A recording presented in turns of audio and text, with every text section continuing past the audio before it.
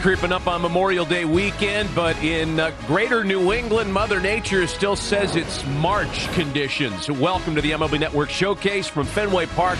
Game 3 between the New York Mets and the Boston Red Sox. And that guy was in the stands as a fan when Ray Knight scored that big run in the '86 series. And now he's juggling outside the ballpark. Jugglers, all of us, with Tom Verducci, Matt Vasgersian. Welcome inside the broadcast booth. JP Morosi with us as well. We have two teams here, Tom. One that's kind of stuck in neutral right now, but both with postseason aspirations. Well, under the category of what have you done for me lately, for the Mets, the answer is not much. They've got more than a week without a home run. The Red Sox, a flat 500 team, but I think they've been playing much better, and they've got their ace going tonight. Start with the Mets. 7 runs in 10 games, and that, of course, leads everybody to talk about the guy in the middle of the lineup that they paid $765 million to that's supposed to drive in 10 runs a night, and that's Juan Soto. Yeah, he's a guy with an OPS over 800, but that's not good enough when you get paid $756 million. You have to do more than just scratch out some walks. Has not been the same kind of hitter. He's had trouble against velocity. I can't believe I'm even saying that. It's Juan Soto. He usually destroys fastballs and just does not look the same in the box, and all eyes are on you when you're the highest paid player in the game. So you do something like this and watch a ball that's not out of the park, it's going to become literally headline news. Not just Soto's responsibility. A lineup that really clicked for the first 6 weeks of the season has suddenly gone a little flat. Note the big-time performers around Soto who are also responsible for this offensive malaise. But back to Soto, and for more on him, we say good evening to JP Morosi. Matt, good evening indeed, and certainly a chilly night in Boston. Not quite as frigid, though, as the response to Juan Soto both at Yankee Stadium over the weekend and on the back page of the New York Post. This was the headline earlier on this week: Juan Slow-Mo, following his slower-than-expected jog to first base on that aforementioned hit at Fenway Park. Matt, there's so many different angles here with Juan Soto, but I found a little bit of insight today on the other side of the diamond from Red Sox star Alex Bregman, who's part of the same free agent class as Soto, also switched teams, also faces new pressure in a new place. And Alex said to me, John, go look at Soto's numbers in the month of May. And so I did that. And guess what? His OPS in the month of May is above 900 with more walks than strikeouts. So in many ways, the macro looks just fine. And yet, as Tom talked about, the hitting with runners in scoring position for Juan Soto this year, only 128. That's the number to watch very carefully. Now, also earlier today, I noticed this. Juan Soto quite comfortable indeed, as all the cacophony roaring around him. He was actually signing autographs today for fans here at Fenway Park, showing up really early in the afternoon, so perhaps quite comfortable indeed as the noise is amplified around him. The matchup though tonight, Matt, I cannot wait to see how he faces the Red Sox ace, Garrett Crochet. Soto has never faced Crochet before. That changes just a few moments from right now. Yeah, JP, thanks. And the Red Sox with an opportunity to earn their second series sweep of the season if they can take care of business against the Mets here tonight. We're going to take a break. When we come back, we'll focus on the Red Sox, the red-hot Rafi Devers, and their starting pitcher that JP mentioned, Garrett Crochet, looking for his first win at Fenway. Talking Sox next.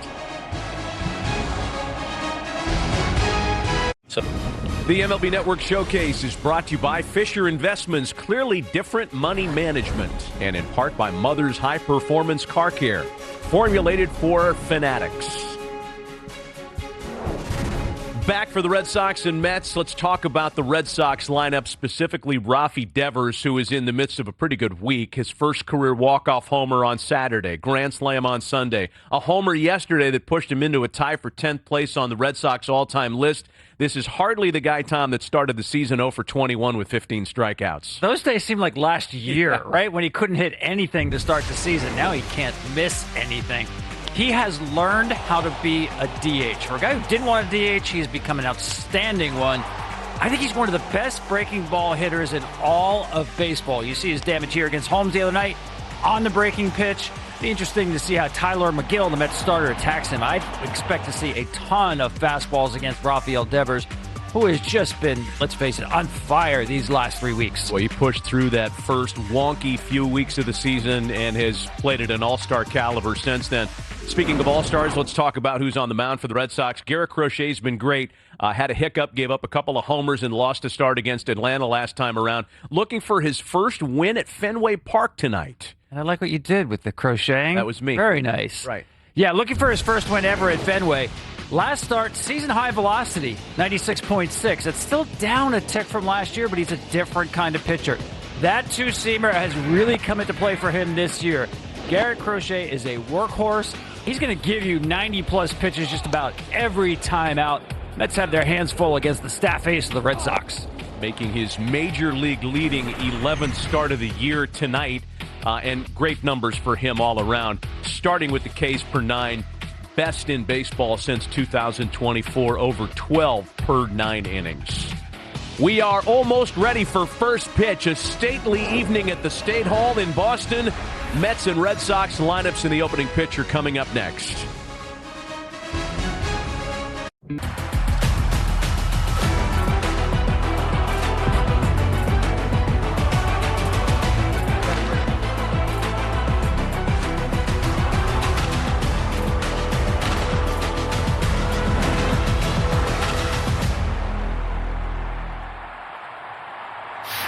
Back at Fenway Park for the series finale. A lot of star power when the Mets and Red Sox get together, and it's on display certainly tonight. Some business to get to before we talk about the starters, starting with the weather, which is probably going to be more of an issue tomorrow when the Orioles get to town. Tonight it's cold, it's windy, but at least there's not a huge chance of rain hitting us tonight. Weather report presented by Ricola.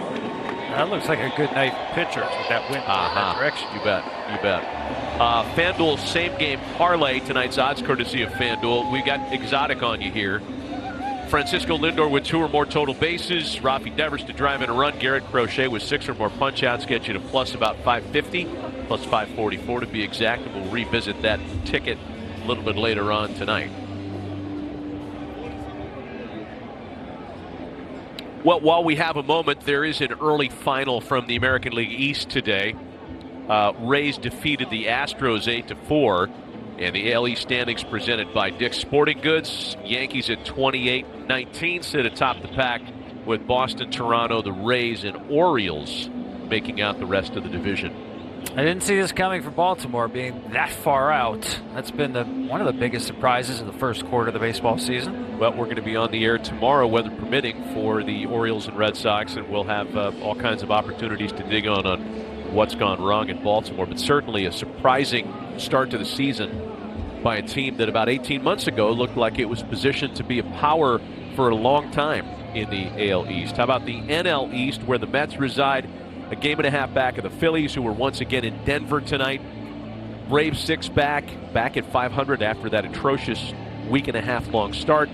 Nationals and Marlins make out the rest of that division.